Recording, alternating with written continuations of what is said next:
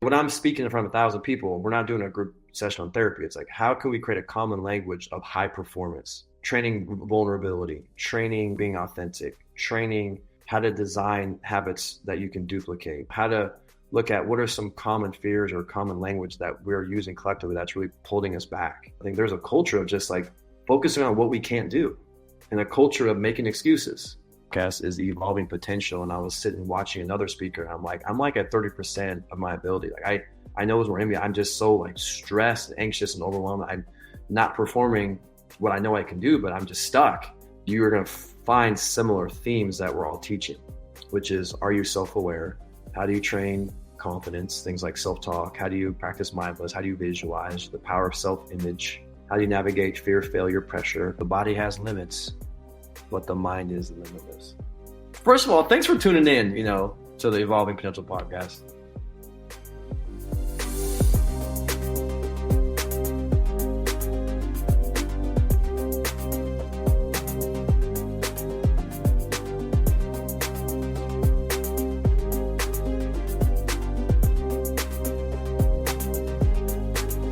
Welcome to the Evolving Potential podcast. This is episode number 19. I'm here today with Collin Henderson.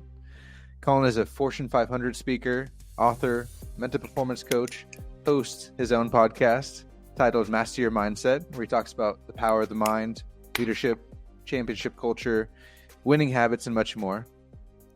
He's also the director of mental conditioning for the UCLA women's basketball team.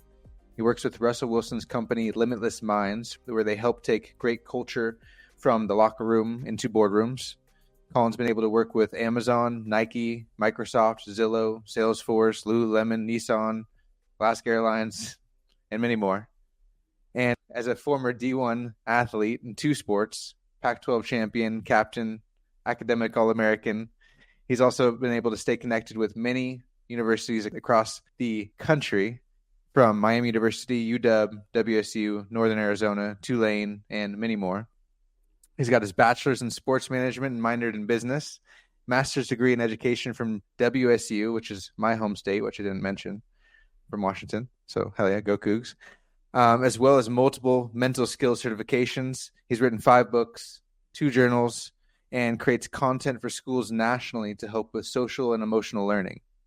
He is now the founder of Master Your Mindset, where he's a consultant and a sought-after virtual performance coach. So thank you for being here, man. Todd, where are you from in Washington? I am from Tacoma, Washington. Tacktown? Repping the 253? I'm from Puyallup, just across the way.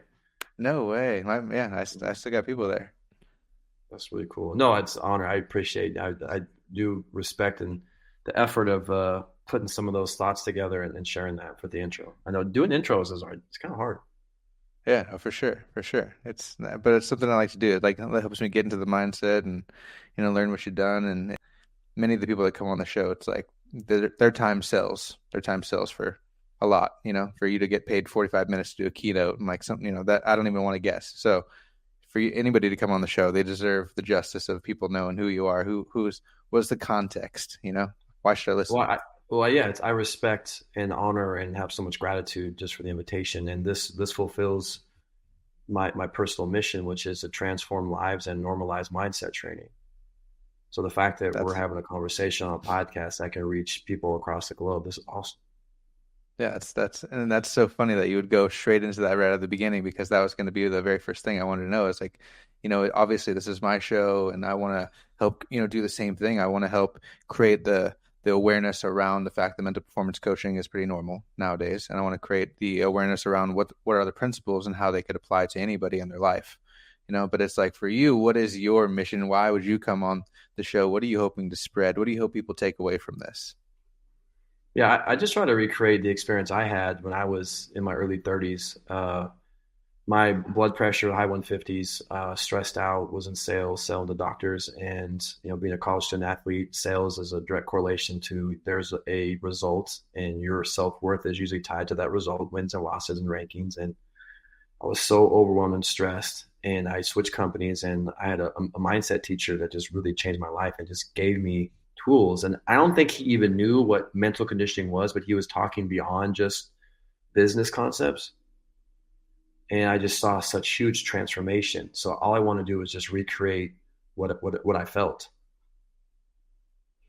And so back then, being super stressed out, did you seek out a mindset teacher? Did you, or just Well, no, I happenstance? remember it was like 2013. I was seriously like so much anxiety. I used to stutter. I couldn't sleep. I felt stuck. I would escape the workday by going watching movies. Wasn't happy. Was thinking to myself, I mean, the very title of your podcast is Evolving Potential. And I was sitting watching another speaker, and I'm like at 30% of my ability. Like I know it's more in me. I'm just so like stressed, anxious, and overwhelmed. I'm not performing what I know I can do, but I'm just stuck. So I looked up online. I was like, well, maybe I'll find a therapist. And I was too nervous to even call to schedule an appointment. I had to email because I couldn't speak. I had so much anxiety. And I wrote in the subject line, confidence coach. And she responded like, what is a confidence coach? I do counseling and therapy. Like not knowing that there's a whole other domain of mental performance, mental conditioning that really looks at the mindset skills differently. So therapy and counseling, which is so critical, important, and very helpful, that's like the training room. If you're an athlete, when there's an injury physically, you have a licensed trained professional to help heal an injury. Where the weight room is prehab, proactive work, agility, speed, explosion to like really help prevent injury. I mean, you're going to get, I play college football. If you're not dinged up, you're not playing. So we're going to play through something, but the weight room helps, the like soft tissue and the muscles and, deal with just getting beat up. Well, mental conditioning is like that. And I didn't know that there's a whole nother skill set that I could be using. That's crazy. That's such a great metaphor because I think that that's the stigma is the fact that like if you're going to see somebody, if you're going to talk to somebody, it's because there's something wrong, And so that's it drives me crazy where it's like, anybody and everybody, and that's why I like to preach the universality of all of these principles in daily life, just to have a better life as a parent, as a employee, as anything. And so I love that. Well, I think it's been defined as self-help. Self-help has been around for 100 years. There's a million books in Barnes and Noble. There's a whole wing, like a self-help wing. But I think mental conditioning is more of a domain and a specialty that is just like a strength coach would have certain muscle groups like core, back, traps, legs, glutes. You want to really work on certain core muscle groups, and there's different lifts to develop those strengths. Well, in the mental performance space, I think if you talk to anybody who's been trained or their master's degree or certified or just has some training in there, you are going to find similar themes that we're all teaching, which is, are you self-aware? How do you train confidence? Things like self-talk. How do you practice mindfulness? How do you visualize the power of self-image? How do you navigate fear, failure, pressure? How do you have habits and routines to scale your success? And then you can throw in leadership and culture, all that type of stuff. But there's just certain things that a lot of us teach that I think more people need access to. And I think where I found success in this industry is sometimes like the mental wellness space, sometimes it's kind of either esoteric and academic, and it just doesn't feel like really tangible. Mm-hmm. I think my fascination is how do I make something super academic and make it accessible, make it real world, give a great story, a great example. Here's a great evidence-based tool. Here's a simple framework to adopt. It's not reactive. We're going to proactively do it. Or if you notice, your inner critic or worry or, self-doubt, fear, like here's a tool you can use now. See, that's so perfect because I'm sitting here, considering moving into my PhD and with the realization of like, okay, well, what is actually like working in the real world and what should I actually do to get out there and get some experience because it is very academic as opposed to very practical. And it's nice to have these conversations with people who are actually out in the real world utilizing these things. It can be like, okay, yeah, but here's really the groupings of things that I'm actually doing in the real world with people.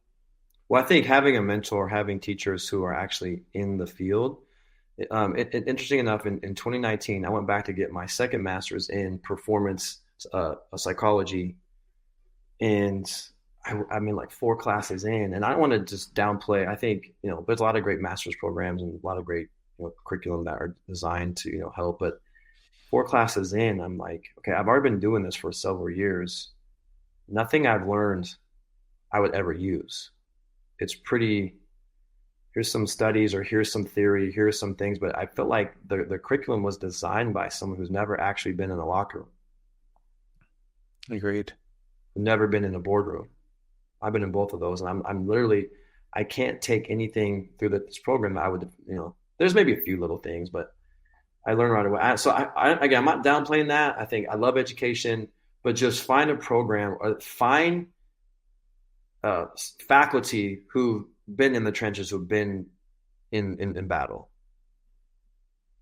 It bodes the question: would you follow the warrior or the student who studied the warrior? Exactly. I would. I want to follow the warrior who's also a student. So I just think there should be a framework. It should be evidence based. But let's not get it twisted. When I go into groups, I'm not a therapist. That's a different skill set that takes oversight and hours of work where you're being guided through a program. So but we're talking about how do you I don't know. There's some overlap, but when I'm speaking in front of 1,000 people, we're not doing a group session on therapy. It's like, how can we create a common language of high performance? Training vulnerability, training, being authentic, training how to design habits that you can duplicate, how to look at what are some common fears or common language that we're using collectively that's really holding us back, and just reinvigorate. I love Tupac. He says, he once said, rest in peace, I might not change the world, but I guarantee I'm a spark or brain that does change the world. So I just want to create an energy shift where I think, talking about culture, I think there's a culture of just like focusing on what we can't do and a culture of making excuses. Yeah. Well, let's create a culture of, let's not find an excuse. Let's find a way. What can we do? How can we catch others doing it right? How can we create an environment where there's love and service and vulnerability, and we celebrate failing forward, and we create an environment where we encourage people to try new things? I mean, I think I can help organizations train those things. Dude, that's exactly why I moved from performance psychology with my bachelor's into sociology.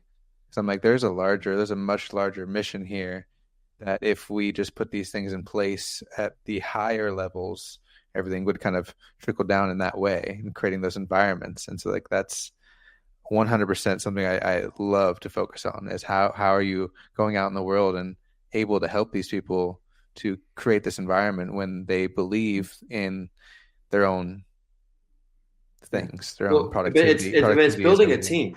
It's building a team. If I were to say everybody needs 4 things: a community, a counselor. So a community is do life with others. Nobody should worry or win alone. The strength is the pack. I think a big fear I have for people is they try to isolate. Shouldn't isolate. Have a counselor. Have someone who's trained on the deep stuff, who can navigate trauma, which we all have. Some deeper issues like anxiety and depression, like that can have more classically trained skills. The third, then everyone needs a coach.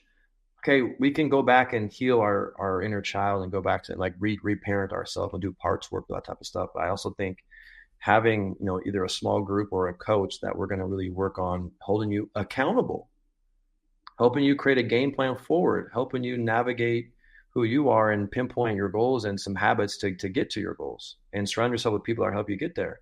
But the fourth one is have a church. Now, I'm a person of faith, but your church could be something just bigger than yourself, something larger, some purpose or legacy that you're serving bigger than yourself. That's not just about you. And so what would you say is your church at the moment that keeps you going on this mission to come on my podcast and to continue helping? My church is just normalizing belief and faith and service. Like Christ was the ultimate servant leader, and I don't lead with my faith. I don't lead with it. I speak to schools and I speak to corporations. So, but it's all rooted in, gratitude, and it's rooted in service. It's rooted in grace.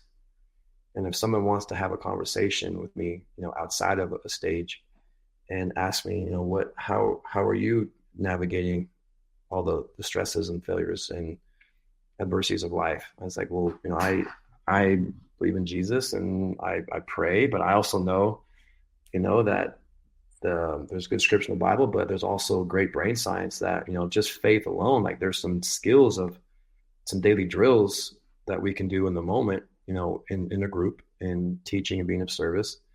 I mentioned in the opening, my mission is to transform lives. I really don't care how I do it, and everyone's on a different walk. And I don't think, faith is the only tool we have. I think it's one of many tools that we can have, you Yeah. know? But yeah, again, I think a lot of times you get people in these platforms who have an audience and they're really seduced by breadth versus depth. I want to work on depth. Like, am I being a really good dad? Like, really present with my kids? Am I really listening to the people I care about and like seeing them, knowing them? Am I fully engaged with what I'm doing? If I'm having coffee with someone, am I fully locked in with that person? Not get seduced by followers on Instagram and selfies and how many logos you can put on a website.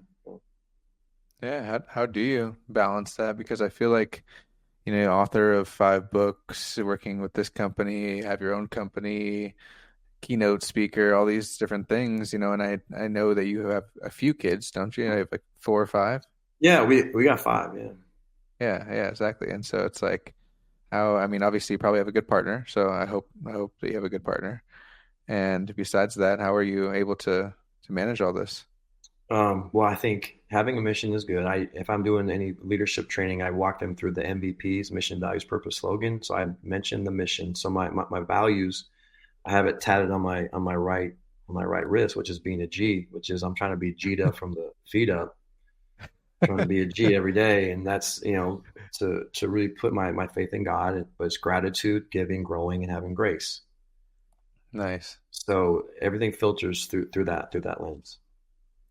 That's amazing. That's perfect. And so now you're out in the world and are you having to travel a lot doing this? Yeah, I do. I do. Last week I was in Philly, Boston, Jersey, and Austin, Texas. And then I'm flying to DC, then taking a train back to Philly, then fly to Orlando, and then fly to Nashville. Then I drive to Atlanta. So I try to, be really present as a dad, be really, I try not to be gone more than like 1 or 2 nights a week, but it's just like, I'm just trying to stack them so I can get back, And Yeah. the last 2 days I was at our kids' school, having lunch with the kids, going to the library, helping the librarian. She has a club called Vision Board Club. So helping curriculum for kids to cast vision, That's amazing. Dude, you're working so hard. That's great. That's crazy. But I honestly, man, this is the beauty. I'm so blessed. I'm 44 now. I left corporate America when I was 39. I've been doing this for 5 years, like full time, like really betting on yourself. And I promise you, Todd, I don't work. I feel weird saying that, but I don't count hours. I don't know if it's Monday or if it's Saturday or if it's Wednesday. I really don't know what day it is half the time. And I love the people I get to work with. I love to learn about them and build really close connections. So I think what I've found is some businesses, it's transactional. For me, it's relational. I really love people and I learn so much from people. I really don't have all the answers. I don't. The groups I work with, they know way more than I do, but I just create a vehicle and a platform where we can ask some questions, take time to reflect, really shift our thinking, challenge ourselves to not waste days. We have one life to live, and really just backward design. A question I love to ask people, like, what do you want the most?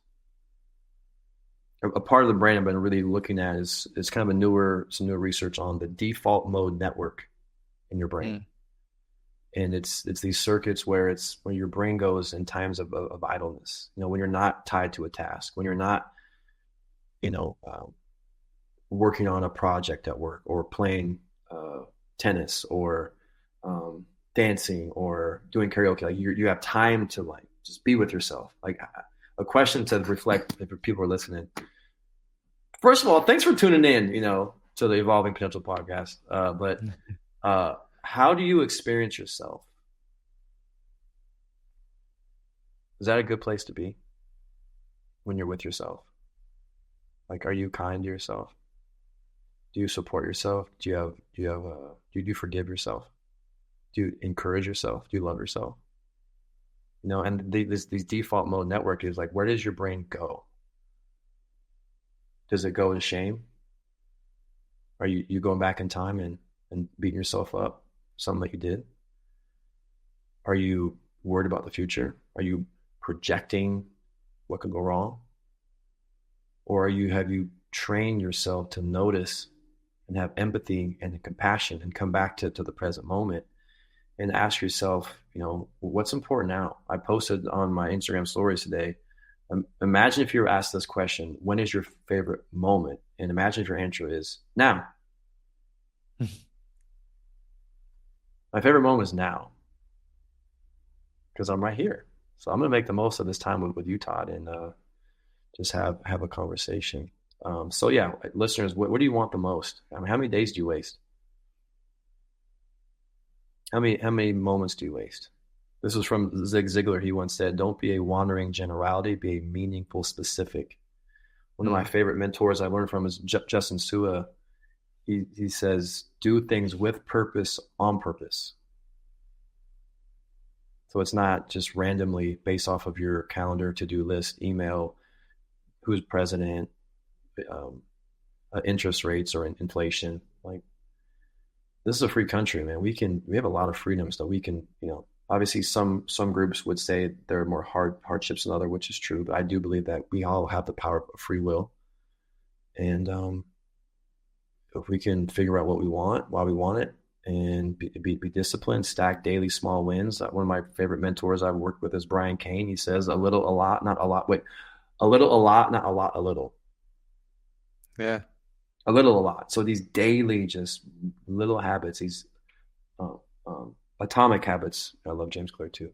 Yeah. Just stack these little wins every single day. I think we think that greatness is these big moments. They're not. There's these small, just being consistent, doing simple better, and just loving that journey versus I think we are outcome junkies. I think that's the biggest problem. Yeah. We want instant gratification. Yeah. And then we may tie in our self-worth to that outcome. Yeah, I'm guilty of that for sure. Yeah. So how did you start becoming aware of that? Or was it through this mentor that we talked about? Is that the guy who I got to give shout out to Chi-Town's finest, Frankie Pretzel. And the company I was working for was Bard Medical, selling urology devices. And I was in Chicago for a week.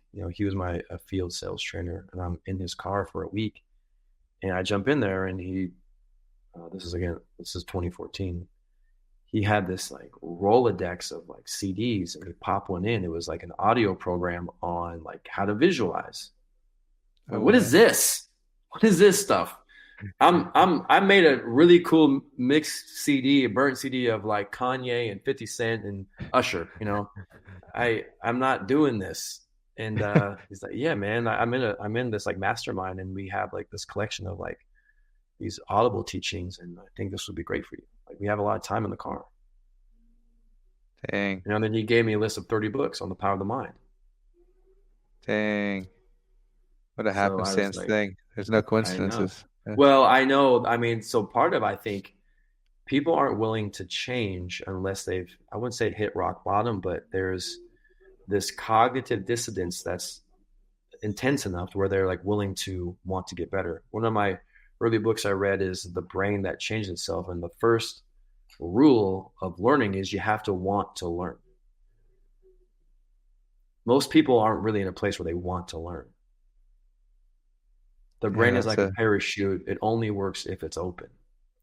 And because I was struggling and unhappy and I'm really unhealthy, when the student is ready, the teacher appears. So I think because I was in a state of I want to get out of this funk I'm in, a teacher entered.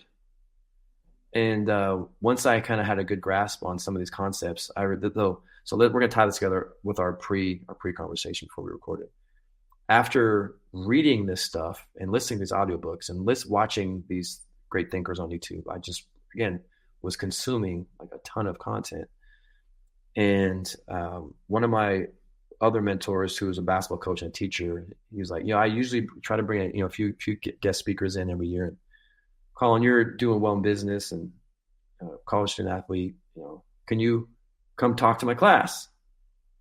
So you can talk about anything you want. I was like, okay. So that was the first time I put together like a 45-minute, just what do I believe? Like, how can I give you value as a high school student on like what I didn't have? And the title of my talk was The Power of Thought. And like, listeners, do you think about your thoughts? Are they organized or is it random? So I just kind of put together, I think, my philosophy of how to change your thinking, how to set goals, how to, gratitude and self-talk, things I never knew existed before. And after my little session, he called me and is like, all right, that was pretty cool, man. I need you to do one thing. I need you to look up the name Trevor Moawad. I'm like, Trevor Moawad? Yeah, he's like, yeah, he's a mental conditioning coach for Russell Wilson, for Alabama, Nick Saban, Florida State, Jimbo Fisher. I mean, he's one of the best in the world. And he was at our school this fall because he's from Washington. Yeah. This is where he grew up. And he came and like, your guys are saying the same thing, but it's just a little different. Like, he's like, you can do this for a living. I'm like, mental conditioning, what is that? But I knew Russ because Charlie Martin played for the Seahawks. He's the godfather. His wife Courtney to our oldest child, Baylor. I just never met Trevor. I knew of him. I don't think I knew he knew what him and Russ were doing. So I looked him up and I was like, mental conditioning. Oh, wow, his video is really cool. He's a great storyteller, great speaker. He's saying things that are just super powerful. So then I was like, well, shoot, I'm going to start teaching this stuff more, and I had so much fun doing it. So I started blogging. I wrote a book, and I met Trevor a few years later, and Trevor passed away 3 years ago. It was like the three anniversary. So it's just interesting how like when you find what you're curious about, instead of trying to find your purpose and instead of trying to find goals, just like, what am I curious? What do I research? What do I think about? What do I talk about? Like, that's your superpower. And then things just start happening, Yeah, 100%. That's exactly what led me down this path as well. Like studying everything. I have a 9-year-old son with autism, and I was dealing with my own spiritual awakenings around, guilt or forgiveness or patience or resilience or any of those things, and started researching, and game over. It's like, dude, this stuff is absolutely amazing. It's life-changing to know that like these principles, like I said, it can help with daily life, but it also can help with athletes at the highest level or people in the boardroom. And it's all the same stuff. And it's like you can read 100 different books and kind of pull out those principles once you have done that. And so that's kind of cool that you're able to not only do that, but then share it, which is definitely another level, because I haven't gotten to that point yet myself, where you're just like out there in the world, sharing it, speaking about it. Was that something that was terrifying for you, or you just kind of were like, let's go? It was scary. There's something very, very vulnerable to share with others what you believe. Yeah. That's super vulnerable. And I think for a lot of people who are used to kind of having someone give orders and just follow the line of kind of what you've always done, but like to really think and reflect, what do I believe based off of what I've experienced, the mentors I've had, either the training I've had, whether it's high school, college, postgraduate, whether it's masterminds, people who've really they've been in the trenches and they can teach you what they've done. But I think the best way to learn is to teach. There's no better way to learn. And I feel like I've been so blessed to always be in practice. I mean, I coach a lot of people, one-on-one, small group, live training.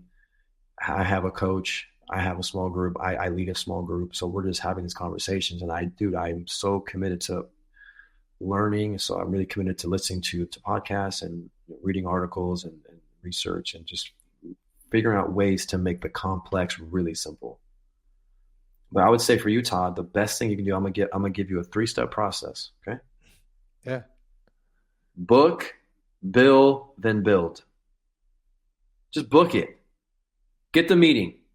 Get the client. Sell the big idea. You don't even have to have it all fleshed out. Just kind of have an idea. Hey, I'm a student of mindset.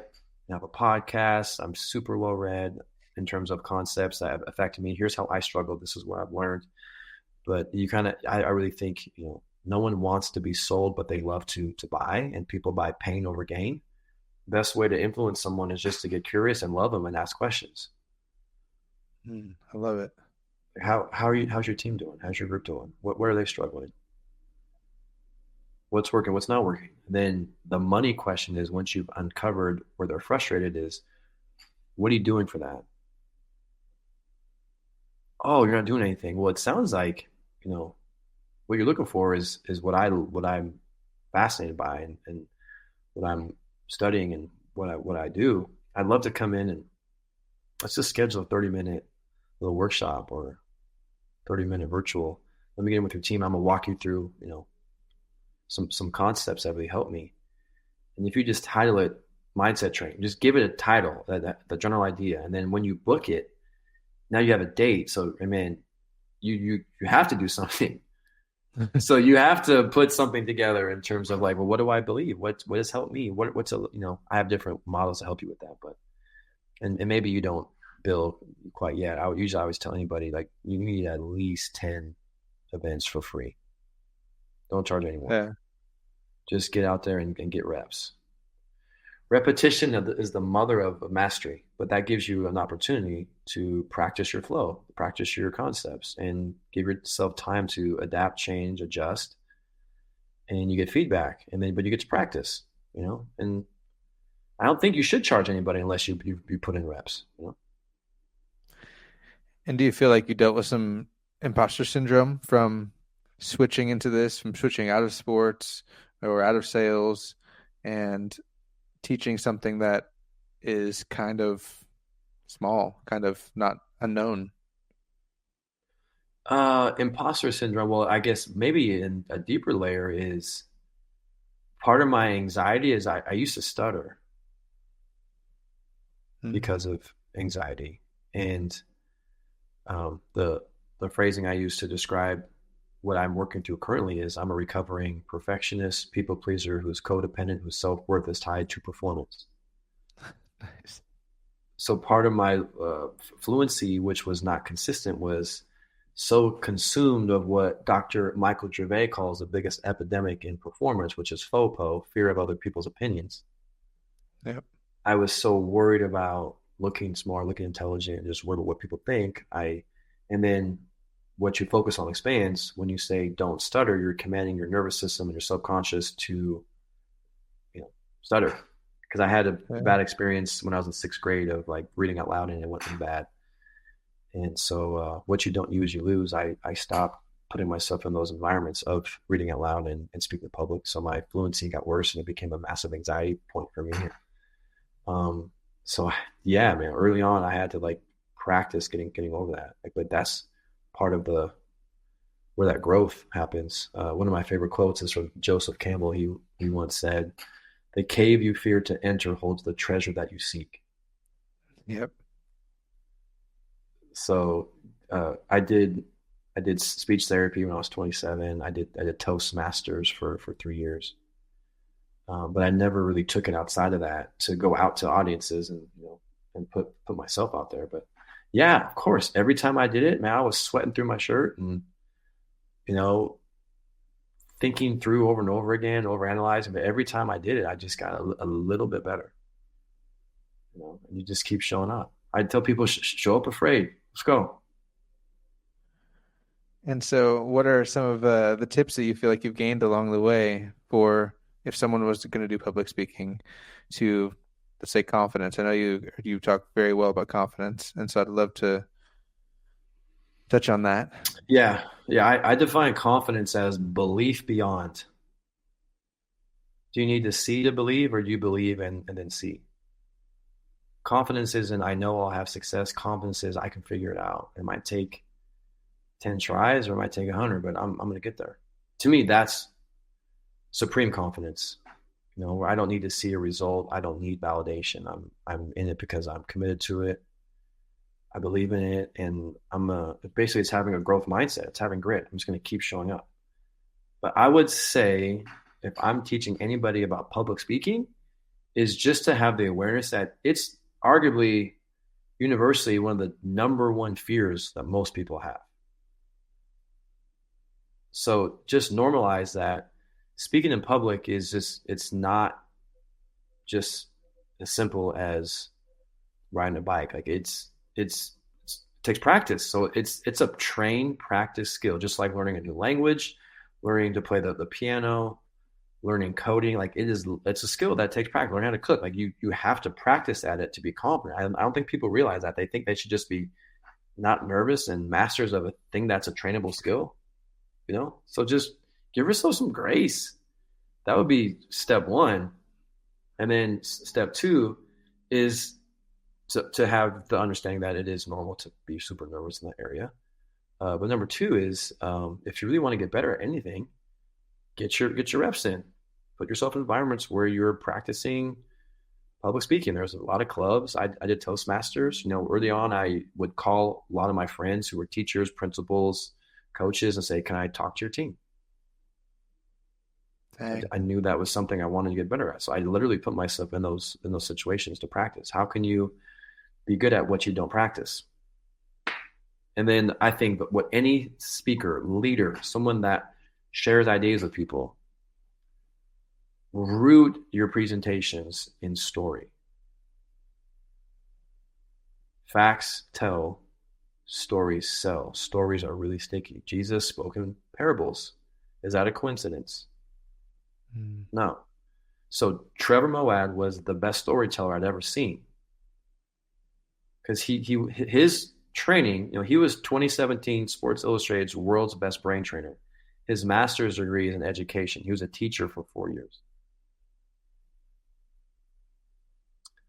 But his dad, Bob Moawad, who founded the Edge Institute, was what I call an edutainer. Yeah. So he'd play the piano, he'd sing, he would tell jokes. And I think where the academic field kind of misses people is they get academic, and it's super, I don't know, ivory tower, just like academic, and just loses people. People, we got cell phones we got to compete with, and it's boring. Boring will put you out of business. So story is just, okay, do you know the art of story? Can you, setting scene, a challenge, a fall, a loss. And then there's this growth journey. There's a mentor. There's some rises and falls. But then the ending there either is a tragedy or a triumph that you can learn from. And then involve the audience. Ask questions. Make it about them. Do an activity. This is from Mary Kay. She once said, people support what they help build. So don't be a sage on the stage. Be a guide on the side. Think about, okay, what questions can I involve the audience? What activities can I bring them in to where it's not me being a tennis ball machine, just like talking at. Never give a speech, have a conversation. So tie in story with questions for them to reflect and think, do an activity. But I also think, man, to be a great presenter speaker, root that story in science or data. Give us some evidence. And then if you're a really good teacher, you have a structure, you have a framework, you have a model you can teach off of that story. And then give them a clear call to action. That was dope.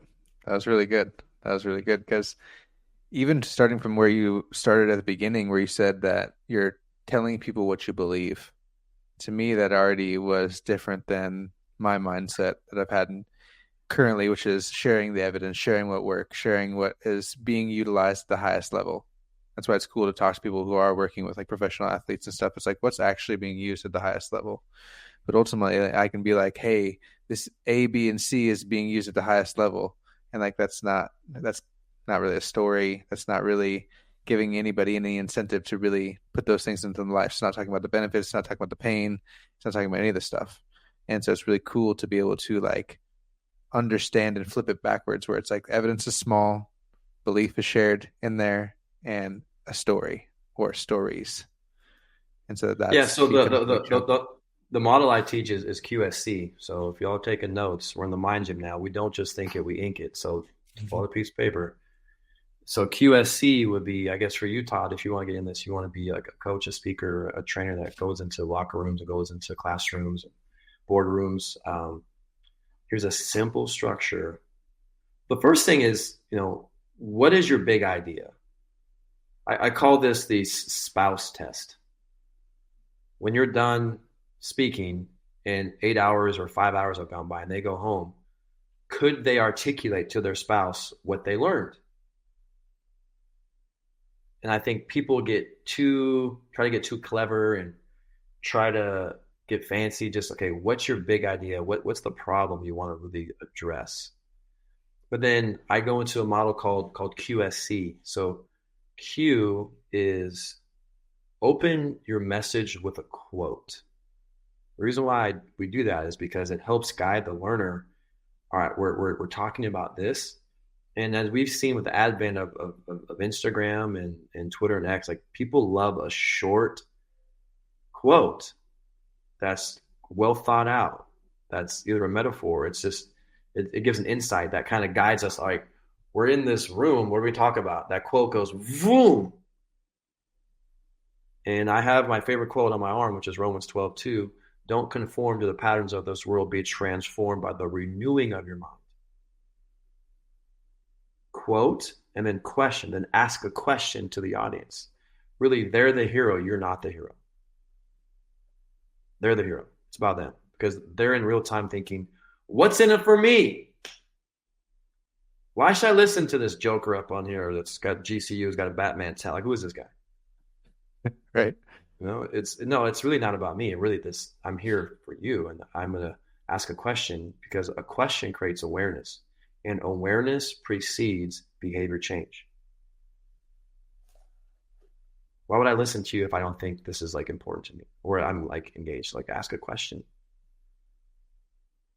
And then once you kind of made it about them and they're reflecting, and usually I like to ask questions where I know that they're lacking there because there's this tension, and they're like, oh, I guess I'm short there and maybe I should. So a simple question I would do from like, okay, let's just all do real time. I'll do it how I would do it. All right. And maybe it'd be a different quote, maybe it'd be a quote from Trevor, or it could be a quote from anybody. I don't know. Just give something that we're going to talk about the mind. And then my question would be, how important is your mental fitness to really have a great life? Or if you're a lawyer or a doctor, or you're in the tech industry, if you're in healthcare, if you're in education, how important is your mental fitness, your mindset? Like 10, a scale from 0 to 10. So 10, right? Question 2, from a time perspective, what are you doing to develop your mental fitness? Well, let's talk about it. What are you doing?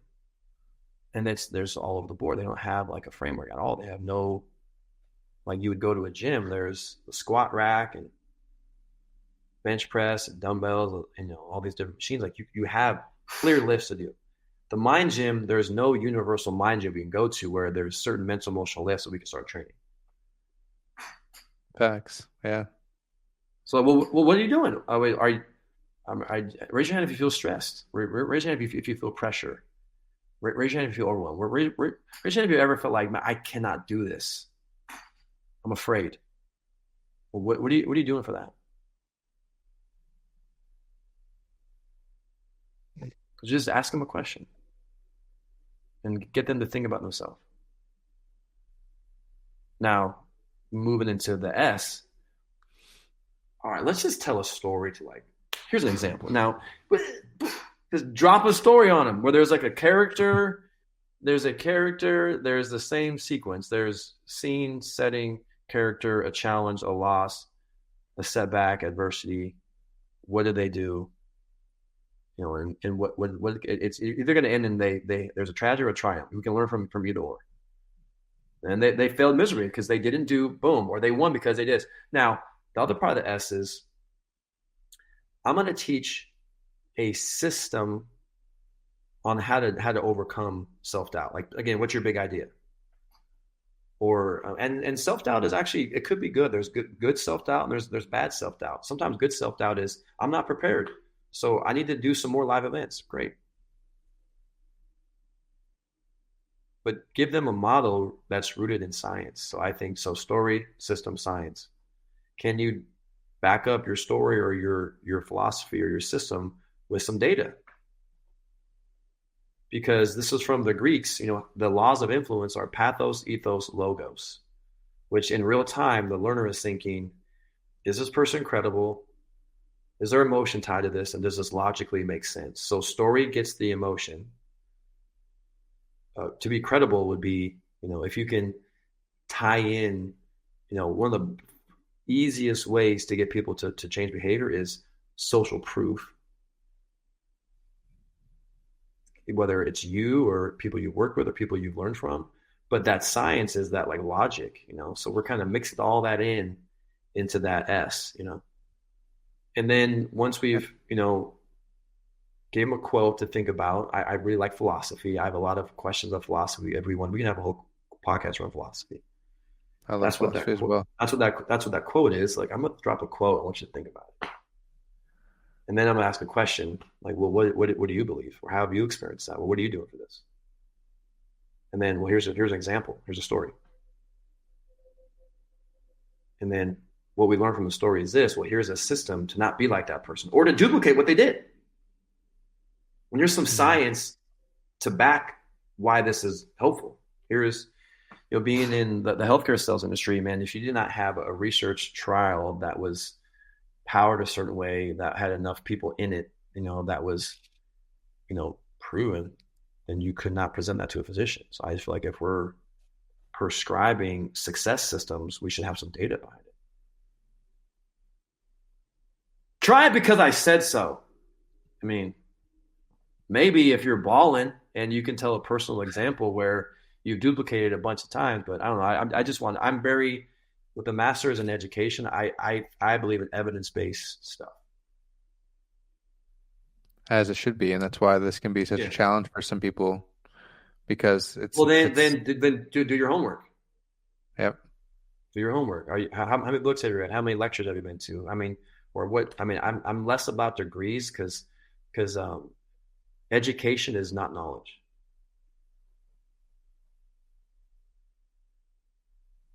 How so? You can have degrees, but did you learn anything that is actually useful? Knowledge, I think, but I mean, then are you using that knowledge and applying it? I think that the application is really more important. But then the C would be in this process of learning. So I'm a coach, so I'm going to give you a forward path. I'm going to help you play offense in your life, not defense. What's a call to action? So what's a drill they can do to create reflection, ownership, self-awareness, application that they can hold themselves accountability to, that we've all as a team, we create a common language of awareness system, a path forward. And then I think would be really good teachers close that idea going back to the beginning. With the big idea. Yeah, any great article opens with something and there's a lot of stuff in the middle and it goes back to the start. That was great. That was the perfect framework, honestly. And you can use QSC. I like things in three. So I'll give you my framework, how I design trainings, or like a keynote or a 3-hour workshop. I'll give it to you right now. So you ready? So QSC is a part of it. You can do QSC once, you can do QSC 3 times. Makes sense. Cycle through. So my formula, again, if you want to be a speaker, again, I'm not gonna tell you how much I make, but people pay me to come speak to their teams. So it's taken me a lot of failure. It's taken me a ton of time, take a lot of sleepless nights, a lot of, you know, bad performances. And I can just tell you, I've seen this formula. It just makes things easier for me to come in. So step one is to build rapport fast. So pay attention. What's something that you can tie into your environment, where you're at, location, someone that you met. Just build a rapport win fast. Get an early win. If I'm playing basketball, I'm gonna shoot a lane to see the ball go in. If I'm a quarterback, I'm gonna get a quick completion, short, get that confidence, get an early win. Build rapport, be present, do not be a robot. Never give a speech, have a conversation. And then the next part of that, just quick, that's like 30 seconds.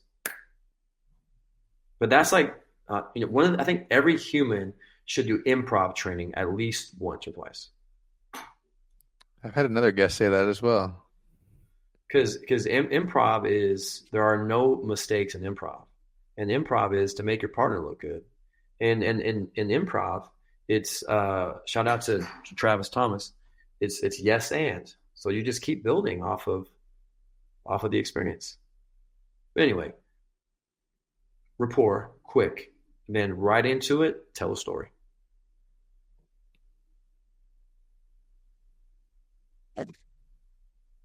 And then number three, this is what I call setting the table. Right now we're setting the table. Rapport, story, and then the third thing is do an activity, involve the audience. They can do it from their seat. I've done this in a room of 2,000 people. Well, I'll just do something. I'll ask them to do something. Just do something that involves them.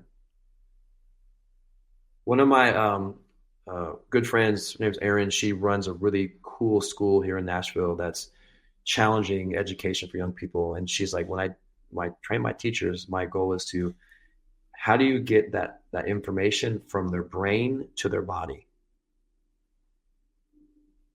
Dang. I know the power of that, and that's sad. That's not easy.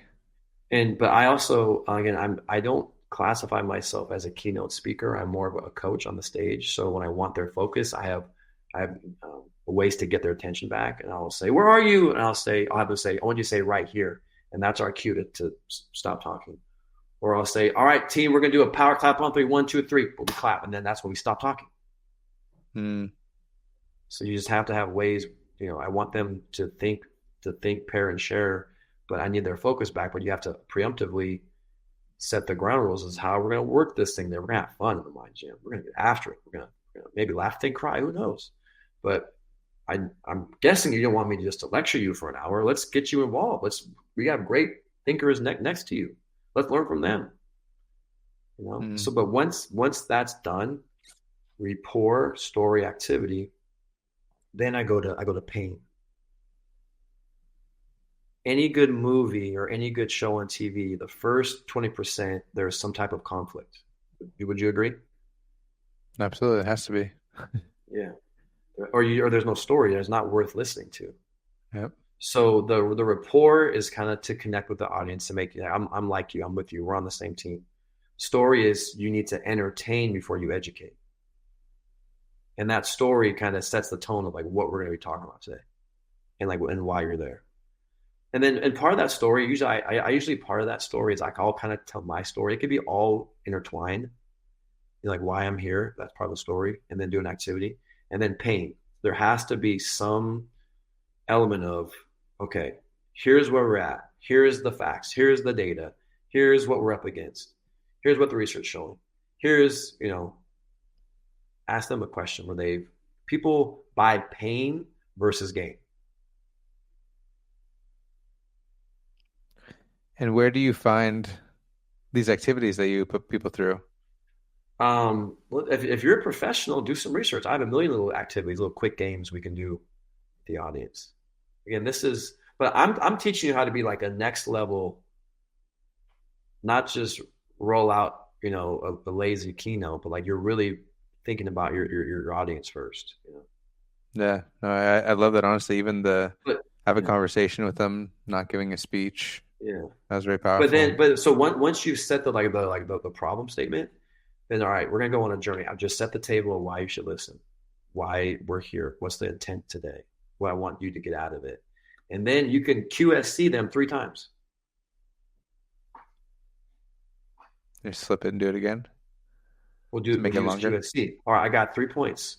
Point one, boom, Mm, quote, question, story, system, science, call to action, and then you would bridge your second QSC with an activity. I see. Take it from the brain to the body, and then do your second point would be another QSC, and then you bridge your last third point, a third QSC, and then you would close it out by taking time to this is what we learned, and then you'd wrap it up with a story that would connect the opening story. That's awesome. Have you had times where you've tried to do one of these, feel like you failed, feel like Oh my at gosh, the yeah. beginning, and how do you overcome I that? How do think you like, this is I'm good at this this, I'm is meant to do this? no. I think the biggest where my growth edge is I have too much content, too much. I want to shove everything in. Less is more. They're not going to remember 100 things. They can remember 3 things. My growth edge is I need to like shave it off and use and do like less.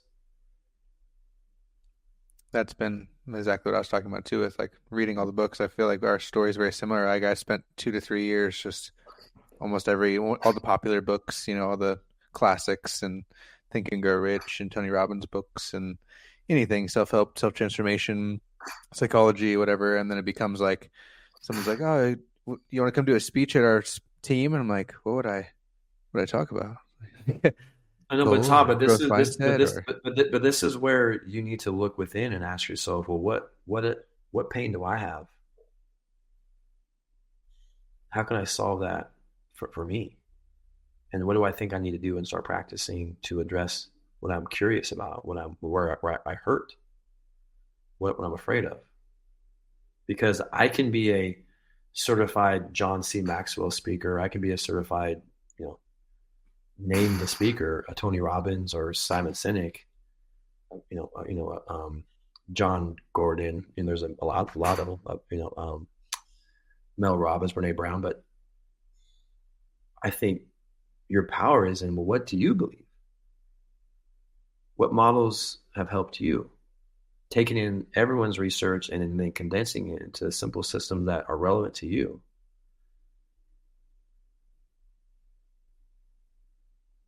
yeah, and that's exactly what I've been working on, and then making sure that the time is available as well. So that's what's so Well, impressive. just book 10. Don't call me after you've done 10. Just book them. I mean, I'll just say, is this a PG-13 podcast? Where we at? No, say whatever you want. No. Yeah, so I have a mastermind called Inner Game, and I teach them book that bitch. Just book it. Book the thing. And then you'll learn way more than like trying to make the perfect speech. Just book it and then deliver it and then do another one and build off it. That's crazy. And so when did you start getting some bigger opportunities? How did this start spiraling into from the basic speech with the college as a college athlete and then into Amazon and all these crazy companies? Yeah.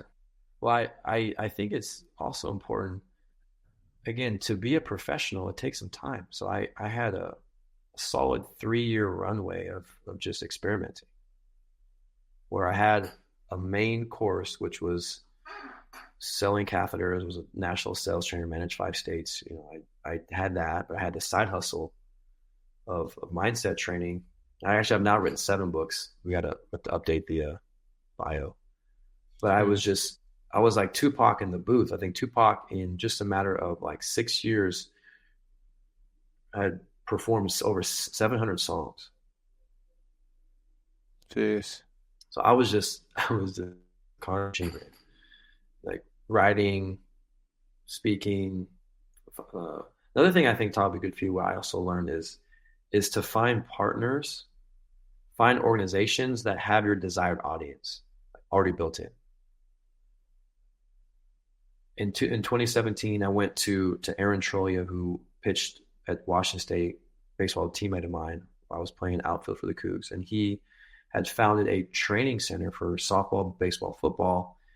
And I saw the numbers they had, and I was like, so you got like a strength training program, you got a skills training program, but the biggest growth potential is not physical, it's mental. Mental skills training is the most fast-paced growing field in sport. What are you guys doing for that? Oh, you're doing nothing. Oh, great. Well, I have a whole curriculum that we can do. Thanks.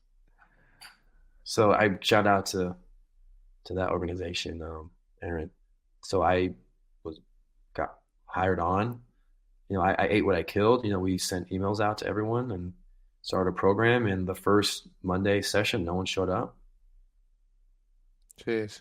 But every time we did it, it just kept growing, growing, and growing. I mean, just gotta show up, man. But if you're in your sphere of curiosity, just always stay in practice. I mean, there are no failures. Just keep showing up. That's crazy. So you started doing a program out of nowhere with a guy who was a coach, basically. Well, he started as a coach, but he developed this business where he had a lot of coaches under him, and they had thousands of kids. Oh, dang. So I think you look at being in sales, you got a big bucket you got to fill. You got sand, you got rocks, you got boulders. So if you want to like serve your family like financially, one-on-one is going to be tough if that's all you do. Yeah. And then you got business to consumer, B2C.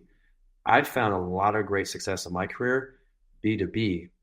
Have a partner in the space that has an audience that you like to work with, and they help you with that instead of you hunting and gathering all by yourself. What would be an example of that? I just shared one with that, like, if there's a YMCA, a Boys and Girls Club, a training facility, a different sport training complex, a weight room, a CrossFit, like there's tons of organizations that train physically, but do they train mentally? That's smart. Schools, Yeah, because I've been like businesses, Yeah, I've been definitely trying to keep my eyes open for that because I was a personal trainer in the past, and then I was moving into okay, I really got into this originally because of the behavior change issues with eating, people and overeating and self-sabotage and all those things. I'd give people meal plans, give people workout programs. They wouldn't always work, and I was starting to get into the psychology of everything, and so then eventually just realizing that stuff was everything. That stuff was the most important thing. And so I really had to just like focus on that entirely. Yeah, when I'm with college programs, I usually spend time with the strength coach, and because usually I travel out, I'm not on campus all the time. And we carve out, creating time frames when they're already lifting weights. This is called habit stacking. You're already in the weight room for a certain number of time, so on Mondays, let's give them a little note card and have them write down things that are gratitude for like 3 minutes. On Tuesdays, let's write down some affirmations. On Wednesdays, let's spend time to look at our goals and visualize them. Thursdays, let's think of who we served this week. How can we be of service this week? Like how can we collaborate and talk about gratitude and service? Friday, but you give them some things that they can easily do with them. Yeah, it's smart. Yeah, like I was gonna say, I didn't want to do the one-to-one thing at all, and so I was like, okay, I'm gonna do the one-to-many. But then I feel like you've been in the trenches, you've been working with people, and so you start to understand what are those principles that work, and so then that's something, in my opinion, that you take to the to the workshops, to the seminars, to the speeches. You're like, okay, I already know these frameworks are vetted. These things are being used in the real world, not just jumping straight from education to going to speak about those things from a place of non-experience. Yeah, and And so to me, it's like, yeah. And I also encourage any leader that wants to do this. One and done doesn't work. If you did squats once, oh, I'm good. Don't gotta do squats the rest of the year. Legs are good. The mind gym's no different. So let's put together a 6-session program, or you kind of collaborate on what would make sense. And here's my philosophy. We're going to break down self-awareness, and then we're going to talk about self-talk, and then we're going to talk about mindfulness, how to visualize, and we're going to talk about the power of self-image and identity. Then we're going to work through how to train courage and resilience, fear and failure. Then being process focused, habits of excellence, that we're going to create systems with how we prepare our routines. We're going to talk about cultural leadership. Like, you just give them drill, like reps that we're going to do. So that was literally the exact talking points that I'd love to hear you, if you could break down 5 or 6 points that are like, this is mental conditioning, this is what we teach, this is at the core of it, this is what I'm working with people on. I feel like you just kind of hit it there. And so maybe we could just break down each one of those just for a couple minutes. Yeah, but the first, is a great one. Yeah, the first ever, I think, duplicated mental conditioning program that I used with organizations that sold cars, with schools, with salespeople. Like, I use the exact same framework to teach mindset training. And it was kind of like, if I love John Mayer, I love T Swift, Khalid. When they go on tour, they're not doing a different set every city. They did their album, and they're going on tour to play their album. And Cleveland is different than Miami. So why would you start over from scratch? Different group, but give the same message. And every time you do it, you get better at it. So I had like a handout, had a front and back. It was like, you could fill it in. It was 5 things that I can teach somebody in an hour to like 2 hours, based upon how much time would be more engagement based on time, maybe even 3 hours. But over that time, I developed if everybody knew these 5 mental skills, I called it 5 mental skills of champions and top performers, just something super basic title. There wasn't anything fancy. And the first concept was self-awareness. And that is, I would teach the concept of where's your focus, past, present, future. I have a little visual model called there are 2 U's, their inner critic and your inner champion. So the critic, most thoughts are negative. Brain's geared, leaning more negative. So can you uncover common negative thoughts, like thought patterns of shame and fear, and what I call trauma, drama, daddy and mama shit that have conditioned, you to believe what you believe. And just part of it is, if you can name it, you can tame it. Label these thoughts, and then you can transition to pre-planned thoughts of compassion. You already thought these through. You're going to write some things down that you want to like focus on. And then the last part of self-awareness is a state called conscious competence. There are 4 levels of competence. Without saying the names, it's step 1 is I don't know what I don't know. Step 2 is I do now I know what I don't know. 3 is I'm going to train better behaviors. And step 4 is I'm going to do it unconsciously because I've repped them over and over again. So it's like designing, what's your environment, what's your behaviors you want to start practicing over and over again. Yeah, I love that framework, by the way. And just as a side note, because I know that this is why mental conditioning can be so valuable, because a lot of people will quit at that stage 2, where it's like, holy shit, I know what I don't know, that there's so much to learn, and now I'm overwhelmed and I suck compared to everybody else. Whereas when you began, it was like, oh, this is fun, I'm enjoying this, just day by day. Yeah. And then now you're like, oh my God, like I've been doing this for 3 years and I stuck still. Compared to, and that's where also, but also I think one of my favorite questions any performer I work with is a drill I call self scout. When were you at your best? Tell me about what was your focus like, your self talk, your habits, your environment. Are you still doing those? Do you even know what winning for you? You can probably tell me all your failures. Or do you know like what systems you need for yourself to really thrive? That's self-awareness. And then the second mental skill I would teach, if there's any mental skill I teach anybody, it'd be the power of self-talk. And that's where I kind of get into the phenomenon of neuroplasticity, of literally changing your brain, these neural pathways, these neural circuits that are going on all the time without you being aware of it. We say around 6,000 conscious thoughts per day. This is conflicted, but I'm just going to roll with this number, subconsciously around 70,000 thoughts. That is just happening. So if we can, like you would pre-plan your outfits, pre-plan the thoughts, the words, the focus, what you value, what you want to visualize, like design it. And instead of you conform to the patterns of this world, be transformed by the renewing of the mind. Nice. So you're gonna intentionally. What's that?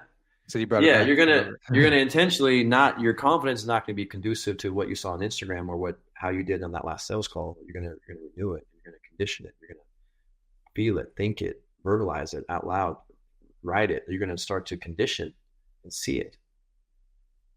So would that be in your world, in your mind, like I am statements and empowering? It could be I am. It could be I am. A great question I ask any leader is what's most important. What are 3 things that are most important for this project, for this season, for this year, for this task? Do you know what they are? Well, Trevor would call it your success checklist. Like, what do you need to say and think about to execute that? And we don't have time to really break down all the different, models. I teach a framework for this one that we just don't have time to do. But it'd be really super more intently aware of, like, people don't realize how negative they are to themselves. And they also don't really realize what they're consuming and how impactful that is on you. But so would that be? It's the question of, do you talk to yourself? Raise your hand if you talk to yourself. And half the room doesn't raise their hand. And I say, well, you're probably thinking to yourself, do I talk to myself? Those didn't raise their hand. We're all talking to ourselves all the time. So it's by design, not by default. So it's designing disciplined thinking and championship thinking. That's by design. Not just how you feel. Because you're going to feel like crap. We all do. We feel like crap all the time. But the feeling is not the feeler. The thought is not the thinker. Like, design it. Don't find yourself, create yourself. Language is the wardrobe of our beliefs.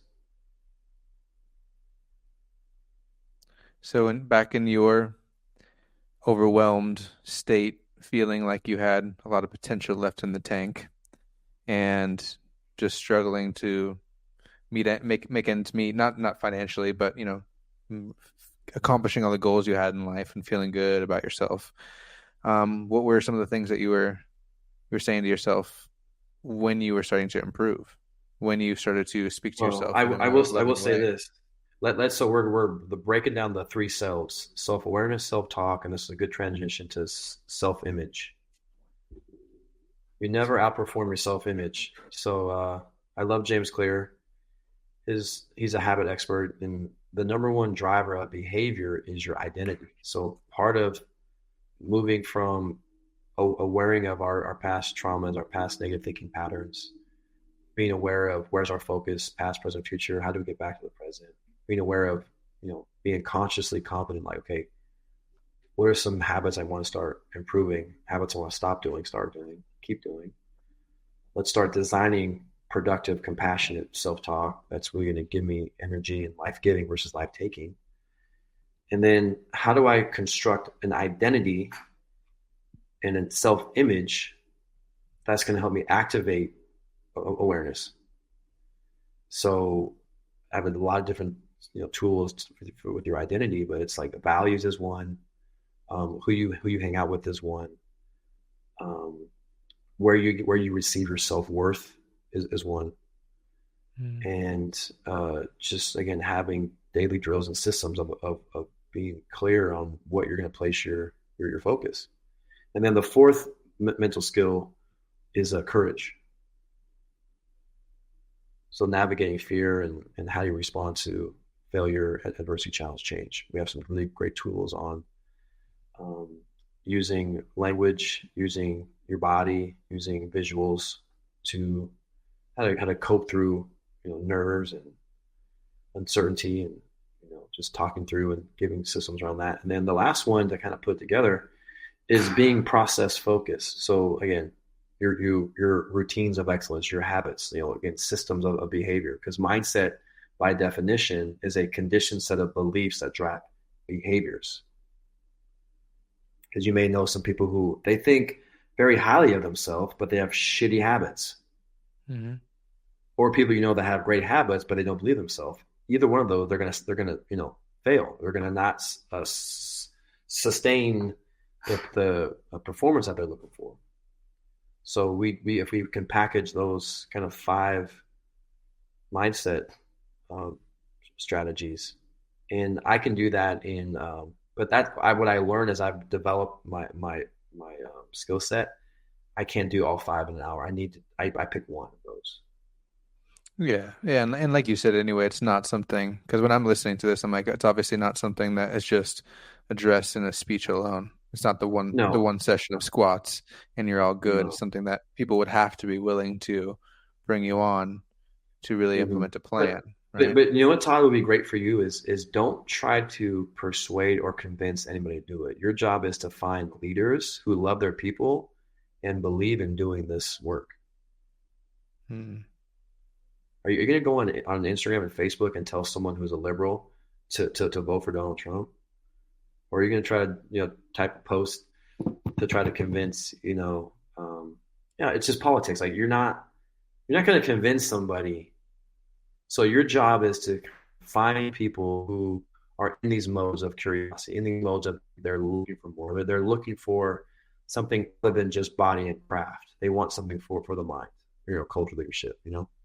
So just having those conversations and finding someone who really cares about people who want to grow like that, or they're struggling with that. Hmm. That's good. That's good because I mean, yeah, a lot of this conversations I've had in the past with some people who have been around convincing people how valuable this coaching is, and so almost like It's, sales, it's like, oh, cool, like it, me, it and it'll then like never giving the work data. unless they'll never work unless they have buy-in. So again, the first rule of learning is you have to want to learn. And so then that leads me to another question of then how would you, with being very mission driven towards teaching this stuff on a wide scale, how would you, in your dream world, think of teaching this to everybody? Think of teaching it on a larger scale. How could we implement these principles within children or values within children Yeah. across the world, across the nation, Well, however you want to answer?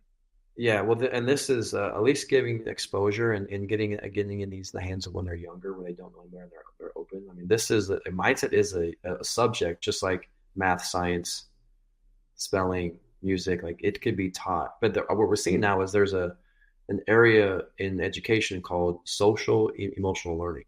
It's called SEL. And so some of these concepts they're trying to get in, a little bit. But going back to what do you do when someone is a critic, they're cynical, oh, this is just like positive thinking and self-help stuff. Like I know everything. I'm a veteran. I've been around the block. Like this is not new to me. I know all this. The irony is they might know it, but they don't do it. Hmm. And a great kind of reframe of that is, I know you know all this stuff. I know you're very successful, but you probably have someone on your team that doesn't know it the way you know it, or a leader who would want to connect with their team on a deeper level and give them tools and strategies again to navigate. So I know you don't have self doubt. I know you're a pretty confident person. I'm like overdoing here, but you kind of get the Yeah, point. yeah, But you know how great if we all can have a common language, and you can show them what you're doing and how it's your strategies of mindset and success. But even though you might not need it, I promise you have a fellow leader or someone that y'all are leading that need this so bad. yeah. Yeah, it's like you need a teacher. You need, to bring everyone on board with you. I I like know. that. So basically, I just don't argue with it. I agree that they know everything. But it'd be great if other people who aren't as intelligent as them can have some resources and some tools. I guarantee this is from gosh, is it from Socrates or Plato? But it's the thought that be kind to everyone because everyone's dealing with their own battle. Just Yeah. because you think you got it all figured out doesn't mean someone else over here is hurting. Yeah. So don't try to put anyone in a place. Just go with the flow Yeah, and be but understanding I of just their think reality. I think even though you may think I don't know. I also have learned that um, if you just sell mindfulness, mental wellness, people won't buy that. But if I mean, there's a lot of sales organizations or businesses like we're a performance driven culture. That's great. Well, the mindset work we're going to do. This is a performance enhancer. A great question to ask leaders is: all right, when you hire people and you look at the best people you have in your organization, what traits do they have? They're like Mm-hmm. passionate, resilient, curious, driven, grit. Well, yeah, I agree. Well, what do you do to coach those? Oh, you're on your onboarding, you don't have anything around that? Like resilience and confidence and self awareness, and like to be disciplined. And you just told me like that what the best people have. You don't do anything for it. Just hope they have it. Help me make that tell me how that makes any sense at all. So, in even okay, and then the other second benefit of this type of work is it brings teams together because they start to communicate on these things and these concepts and what they're feeling, what's working for them, how we can improve, how to fail forward, how to try something difficult, how to create safety within our business unit on how to fail and get back up. So there's this secondary benefit where we're learning mindset principles, but our culture, our connection, our trust, working on being vulnerable. In the gym, how we get stronger is we lift weights that hurt our muscles and our muscles get broke down and they recover. That's how you build muscle strength. In the mind gym, we get stronger by being vulnerable. That's how you build emotional agility and to be emotionally and mentally flexible and how to have compassion, how to listen better, how to try new things. Because I've learned in the business sector, man, there's a huge population. Their number one intent is to protect their ego, their image, and their intellect. Facts. Yeah. That's why they don't want to try it because they might not have the answer or they might fail. So they would rather protect their intellect and their ego and their title instead of rolling up their sleeves and getting vulnerable and looking stupid or looking silly because they're trying something new for the first time. That sounds familiar to myself. Mm-hmm. I love So it. I was being a little patronizing in a little earlier one, but it's kind of like I get frustrated. So I was like, my friend, it's not about you. I know you're great. I know you're intelligent. I know you've had a lot of success, but like other people aren't as confident as you. Yeah, they could use the help. Yeah. So why do you think that mental performance is becoming so popular? Like, what do you think that it is? Why is it more So accepted? let me ask you a question, Todd. When you say it's becoming so popular, what evidence do you have for that? I mean, well, you had mentioned it earlier. It's the quickest growing, thing. So first of all, that is pretty good evidence from someone in the field. But just more, I mean, I guess I could be, honestly, to be perfectly honest, I've even talked to my wife about this. I could be using the reticular activation system here and noticing more clips and noticing more things and, it being talked about more, showing up in more episodes or Netflix and things like that. And so there's like a show called Full Swing. There's a whole episode about mental performance coaching on there, which is pretty cool. It's a golf show. Just things like that I've been noticing and seeing it talked about more. So to me, it feels like, I think that like every MLB team has one now, from what I've heard. I think that originally all the MLB teams that had one made the playoffs, and then so they ended up kind of deciding everybody across the board was going to get them. That's what I've heard. And so I just think it's kind of in there, but I also definitely think that there's a little bit of still stigma around the difference between mental health counseling, versus mental wellness, mental performance and things like that. And so the whole and the stigma has been shown on NFL. That's more evidence that they're trying to promote mental health, but yeah, mental performance specifically, I think has been showing up as well. So you're asking me why is it growing? Yeah. Yeah, Okay. I was curious why, because even I can even get more specific because I'm kind of curious about the specialization factor of it. Of like, okay, well, back and then we had a coach who knew it. We had a coach, like, let's say I'll use Sean McVay as an example, who's read, about this stuff and has implemented it into the culture of the organization. He probably has other great minds helping him around him as well. But you have someone like that who really gets it and understands it and is utilizing it. And now you have a whole separate person who needs to be employed to do this same work, which is something I'd say newer. Yeah, I would say the sports world, certain sports, I think golf, you see a lot of golfers have a psychologist or some mental performance expert part of their team. Just like you have a swing coach, but how many times is it? It's not the swing. It's their clarity. It's their belief. It's their ability to focus.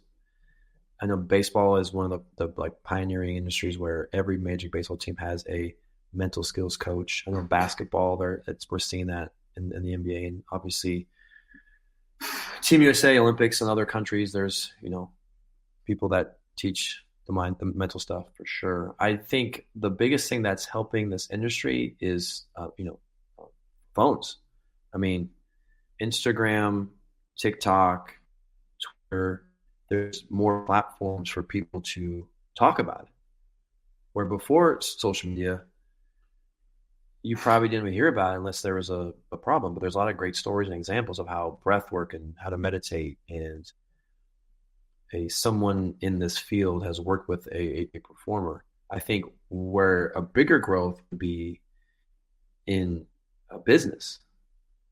Don't know if you've seen Billions, but a primary character in that show was her name was Wendy. She had a PhD and worked with not just therapy but performance, like the mental performance of all the people that worked in that organization. So I think I The would like TV to show? see the next. It's called Billions. I never heard of it. The Sounds first interesting. scene's a little graphic, but Wendy is a psychologist that works with the main character and other people at his firm. I don't know. I think it's a good example that I would like to see if Major League Baseball teams have a mental skills coach. I think most organizations should have a mental performance or a performance coach type role that can support. There are three things we can train: body, craft, mind. A lot of leaders just train craft, but you can have someone whose skill set is to train the areas that I mentioned earlier, like resilience and self-awareness and confidence and habits and culture leadership, like different skills that we can develop amongst our organization are going to really up level knowing your product, the competition, those types of skills. Yeah, that's the kind of stuff that makes me wonder, like how things are going to evolve when you have, let's say, like I talked to a quarterback coach one time while I was bartending, and he was talking about how valuable this field is because he's got to do all that stuff himself. He's got to learn all the quarterback stuff. He's got to teach all the technical skills. He's got to make sure these dudes are doing the recovery or keep them on schedule with their stuff. But then also he's got to each week have like a theme, a mindset type theme of a speech he has to come up with. And he's like, it's just a ton of work. And so it makes me think if you bring in a separate person, if you give the work to that person, and now you're able to focus even more so on specialization, on the technical skills, on really honing those things in, it just seems to me very valuable for sports in general. Mm-hmm. Yeah, I'd buy the sport, business, school, education, like anything. You said it right. Their training isn't in this field. Their training is how do I get my footwork throwing? How do I be more accurate? How do I know the offense? Like that's a different skill of teaching someone. If you think about use football as an example, the average play is 5 to 6 seconds. The average time in between each play, ranging on what type of offense, if it's hurry up or huddle. could be anywhere between 15 to 35 seconds. So in a 3-hour football game, there's only 11 minutes of competition. Jeez, I never thought of that Straight. in that way. So, Yeah. you're training in the weight room. You're training in practice, all these plays for 6 seconds. That's only 11 minutes. There's 249 minutes in between each play. You're doing nothing for that time. Mm. And how you think through what just happened and what's going to happen next. And overcoming mistakes and Yeah, or being present, self-talk, habits, routines, your identity, how you getting self-worth. I mean, you cannot just do that in one 60-minute session. that's crazy. So how are you with your current business and dreams moving forward with coaching and sharing this message on a larger scale? Man, isn't that the question? That is the question.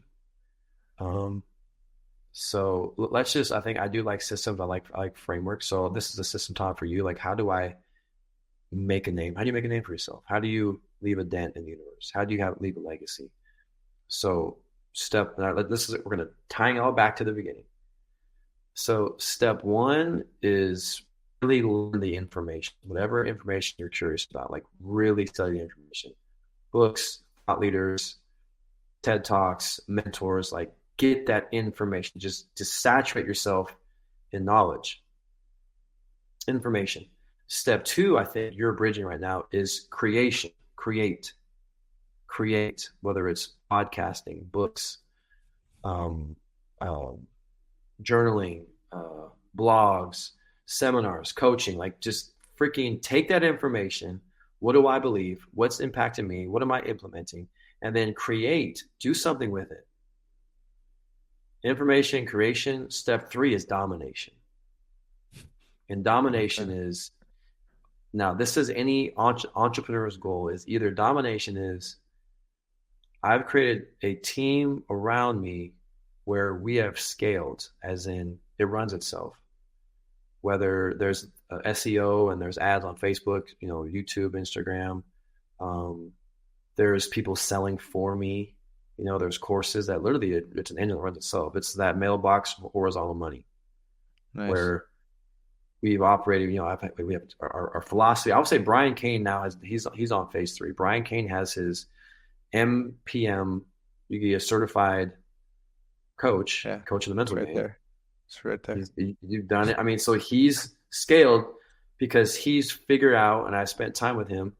He had a coach, and they mapped out a business plan to scale because he was traveling the country, gone all the time. And he's like, I don't want to be gone all the time. And I want to package what I've learned in my career in this field and help people know this information and coach this information. Yeah. The other way you can dominate is to get acquired, where investors or people who say, I love your curriculum, love your content, love your platform. I want to purchase it because I think we can do it better. I think we can scale it better for you. So there's an exit number that, wow. So I'm working on that third one, or I'm still working on scaling that thing. And hey, maybe someday there's so much value in the marketplace that someone says, this is really powerful information. I think we have a team that could scale it for you. That's awesome. That's perfect. That's all I wanted to know. I was curious. So where can people find you? Well, thanks, Tom, for the opportunity, man. I love finding people who are passionate about this stuff. And what an honor. I just want to extend so much gratitude just that you found me and we're talking and sharing these concepts. Let's normalize this stuff. I think the easiest is on Instagram, Collin Henderson 2Ls, on LinkedIn, Collin Henderson 2Ls. Bunch of books on Amazon, just type in Collin Henderson. I have a podcast, Master Mindset. Started that thing in, I think, 2018. I've taken a little break from it. My producer and co-host, Tanner, aka T Money, had some health stuff and he's recovering. He's doing great, but we're taking a little break. But those are some spots. That's perfect. Dude, and thank you for coming on, man. I've watched so many of your talks. You're so smooth at this, so good at it. And I know that there's been a lot of work behind the scenes no one's seen. So I'm glad we got to talk about some of that. And I highly encourage everyone to go check out Collin Henderson's work. He's got plenty of shorts, long videos, the 9. So definitely worth your time. And thank you very much for being here, Colin. Hey, we're going to end this thing with this truth. The body has limits, but the mind is limitless. Agreed. That's just my that's my catchphrase, man. You got to end every video, every training, every podcast. I had to get it in, man. Mission, values, purpose, slogan. Come on. I love it, dude. I love it. And thank you again for being here, man. It was fun.